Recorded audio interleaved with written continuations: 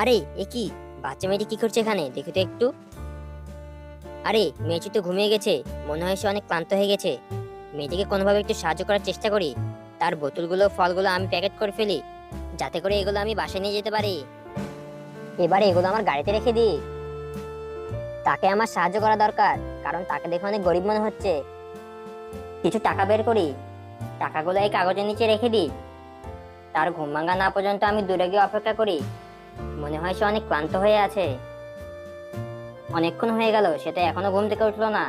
এরপর কি হয় সেটা দেখার আগে যদি তোমার বাবা মাকে সত্যিই ভালোবাসো, তবে এই চ্যানেলটি সাবস্ক্রাইব করে দাও। এ কি, আমার পানির বোতল ও ফলগুলো কোথায় গেল? আশেপাশে তো কেউ নেই। এখন আমি আমার বাবার ওষুধ কিনবো কি দিয়ে? ওমা, এখানে তো দেখি অনেকগুলো টাকা। এতগুলো টাকা কিভাবে আসলো এখানে? এখানে তো কাউকে দেখতে পাচ্ছি না। সৃষ্টিকর্তার কাছে লাখ লাখ শুকরিয়া। এবার আমি আমার বাবার চিকিৎসা করাতে পারবো। এবার তাড়াতাড়ি করে টাকাগুলো নিয়ে বাবার কাছে চলে যাই।